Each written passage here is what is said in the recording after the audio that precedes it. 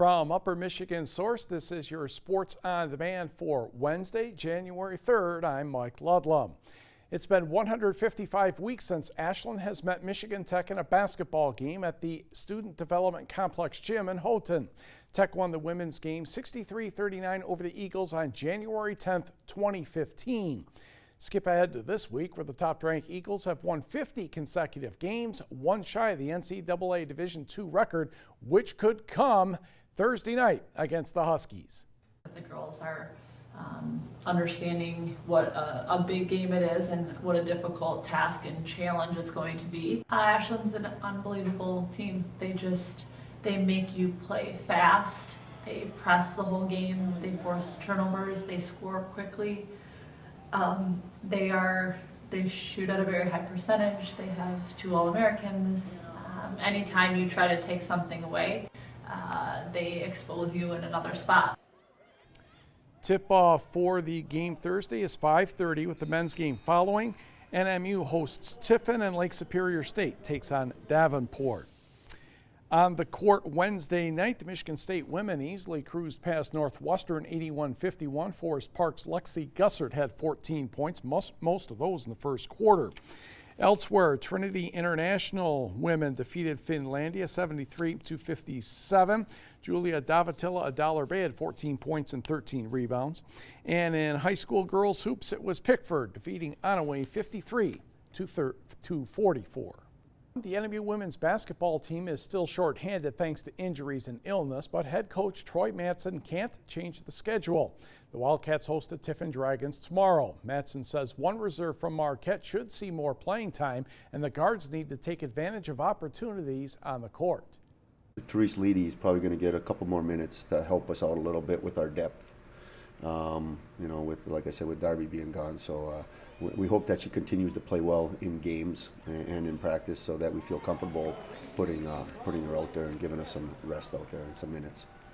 We're going to catch a lot of heat down in the paint with Jessica and Taylor and Aaron and people trying to stop them. That doesn't make it easy for them when there's 5 defenders down there and our guards won't shoot the ball. So it was a big stress this past week. Like I said, please shoot the ball. You have the freedom to shoot the ball as long as they're good shots. Tip-off tomorrow is set for 8 o'clock or a little after the men's game, which begins at 6. Michigan Tech hosts Ashland. The Tech women tip-off at 5:30 against the top-ranked Eagles, with the men following. Lake Superior State greets Davenport. Ewan Trout Creek hosted Calumet last night in boys high school basketball, and this one was nip and tuck all the way. First quarter, Jake Witt, Eli Nordine, the deep 3, yes, and the Panthers are up by 1 early. Still in the first quarter, Jake Witt reached the 1,000 point mark last year. This time, the 1,000 rebound mark. Although he didn't get the basket, he's the first player in ETC history to do both. Congratulations to the Michigan Tech recruit. They stopped the game for a few seconds. Calumet will fight back in the second quarter. Matthew Ojala misses, but Travis Ojala spins and scores. Calumet only down 2 to the fourth quarter. Calumet up 4 after a missed free throw. Witt takes it up himself, pulls up, and drains the 3 with under 10 seconds to go. Copper Kings up 1, timeout Panthers. Ensuing inbound, bobble, stolen. Eli Nordine, I'm not sure he was fouled, but he makes both free throws. Panthers lead by 1. Matthew Ojala for the win. Ooh, not quite. Panthers hang on to win 57-56, and we caught up with big man Jake Witt after the game. It feels amazing to be the first person from Ewan Trout Creek to have 1,000 points and 1,000 rebounds with such a big basketball reputation from the school. It just feels awesome. We're not up to our potential. We're not even close. We can be one of the best teams that has ever come out of Ewan in the recent years. We just have to keep working. We're young. We have to just reach our potential. So. Witt and the Panthers improved to 7-0 with the win. Also last night, the Dollar Bay boys stayed undefeated by running past Chassell 71-52. Rapid River also undefeated in Class D. Bay College has hired Mike Pankow as the first baseball coach in the program history. Pankow is a native of Hortonville, Wisconsin. He's been the baseball head coach and sports information director at the University of Maine at Presque Isle, or Eel, the past 4 years. And they've had some very good seasons up to that point.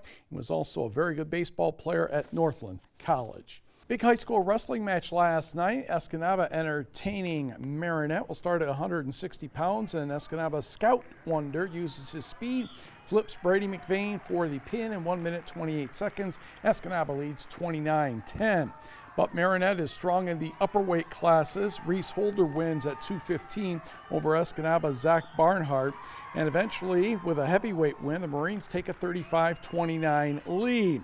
So it came down to the lightweights. At 103, Eskimo freshman Colin Arndt pins Chase Weiser in 62 seconds. Escanaba leads 35-34, so the 112 match would decide it. And Eskimo freshman Brody Bevins pins Owen Sunan in 125. So the Eskimos won 41-34. They host the 12-team Elks Invitational Saturday. Wrestling starts at 10 in the morning.